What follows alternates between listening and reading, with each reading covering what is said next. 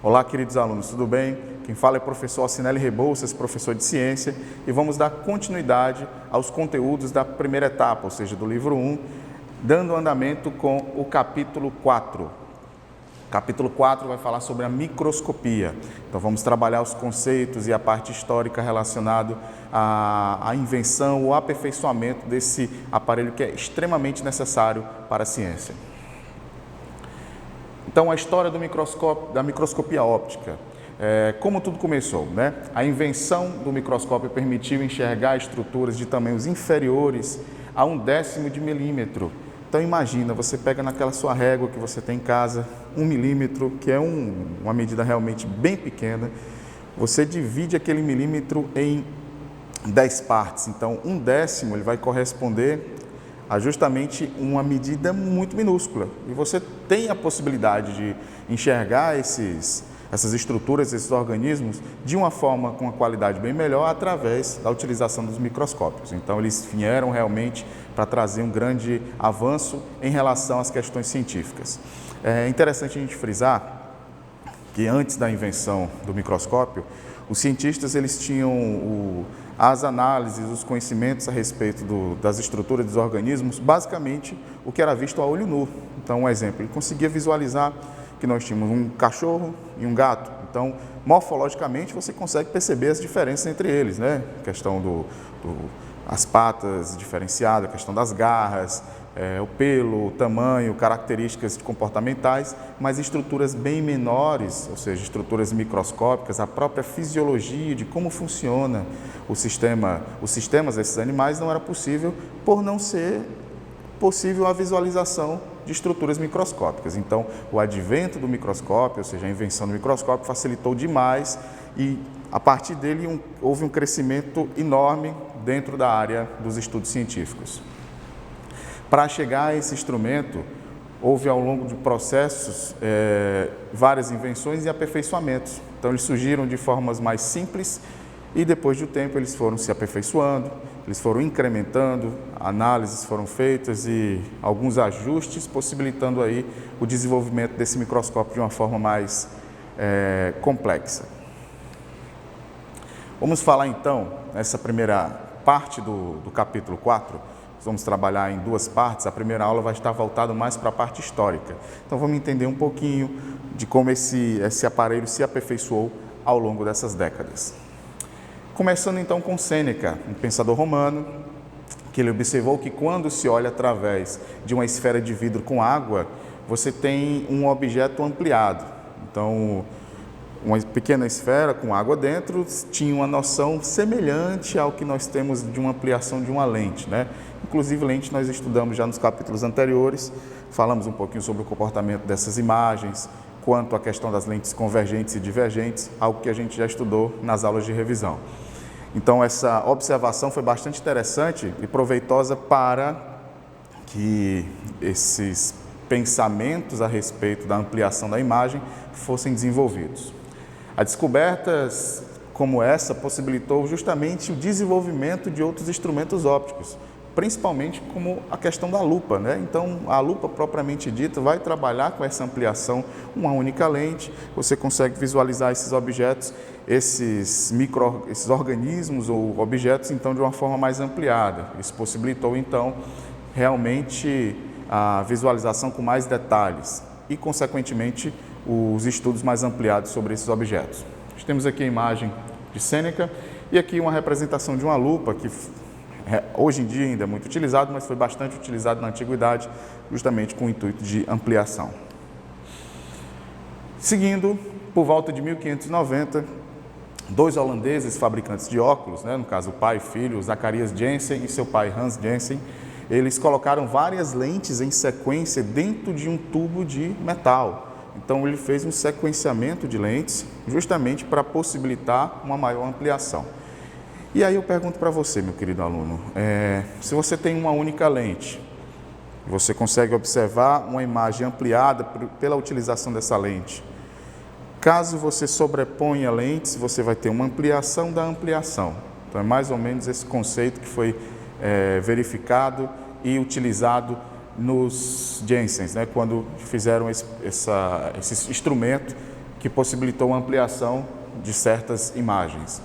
Então, objetos próximos vistos por meio desse aparelho, eles tinham uma visualização bem maior e mais ampliada do que a própria lupa. Como eu disse, né, você tinha uma associação de lentes possibilitando aí a ampliação da imagem que já estava ampliada com a primeira lente. Estudiosos afirmam que esse aparelho foi o prepulsor do microscópio. Então foi lá que deu início às ideias relacionadas a esse instrumento. Temos aqui a foto do Zacharias Janssen e aqui o instrumento, né? Bem simples, pode até compará-lo aí com uma luneta. Então você tinha um orifício onde você colocava mais próximo do olho, ou seja, uma lente ocular, e a outra lente ficava próxima ao objeto, que nós podemos aí fazer uma associação com a lente objetiva, né? Que nos microscópios mais avançados, os microscópios atuais já trabalham com essa nomenclatura. Dando andamento, então, na questão histórica, a quem atribua também a criação dos primeiros microscópios ao físico e matemático grande Galileu Galilei, né?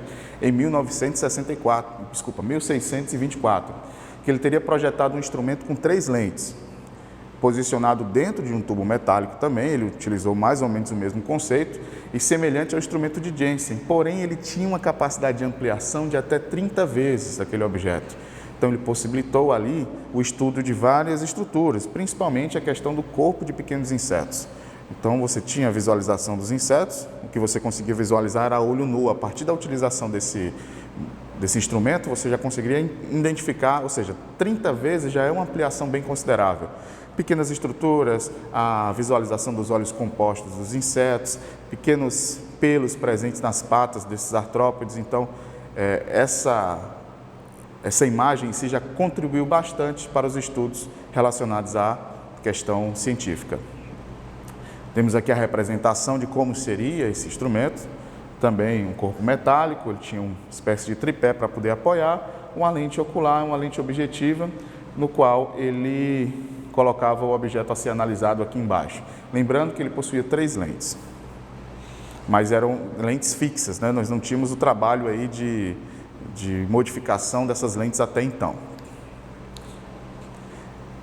Deixa eu dar uma pausa sobre essa questão histórica e falar um pouquinho sobre o conceito da microscopia, porque a gente já vai entrar em uma parte mais científica, que até então os instrumentos eram criados, eram desenvolvidos, eram aprimorados, lógico, pelo prazer de estar observando aquelas estruturas de forma mais avançada, mas propriamente dito, o estudo científico utilizando esse microscópio, ele começou a partir de então.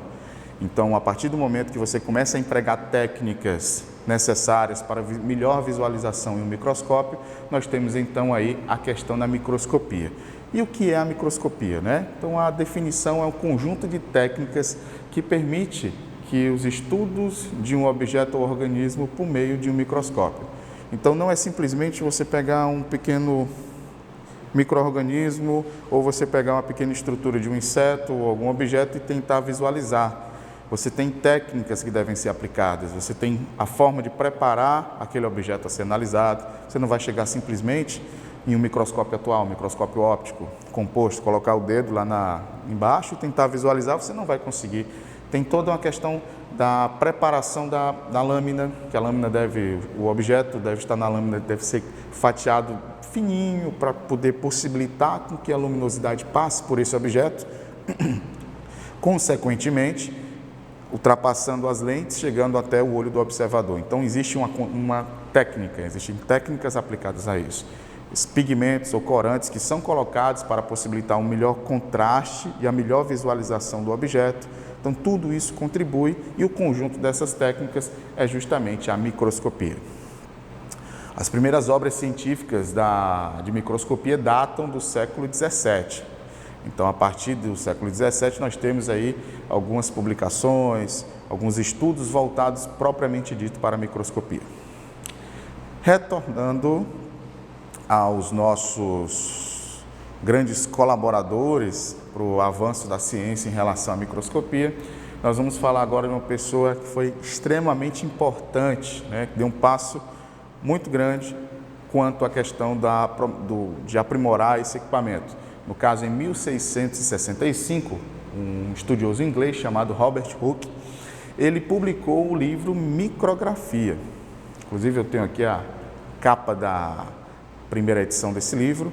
E o que é interessante frisar, meus alunos? Ele era um exímio desenhista, né? Então, ele, ao inventar o microscópio de Hooke, que tinha algumas características específicas que eu vou já explicar para vocês, ele conseguiu analisar uma série de objetos e estruturas, principalmente insetos e algumas características e análises também de vegetais, de plantas, né, algas. Então ele conseguiu fazer vários estudos relacionados a isso.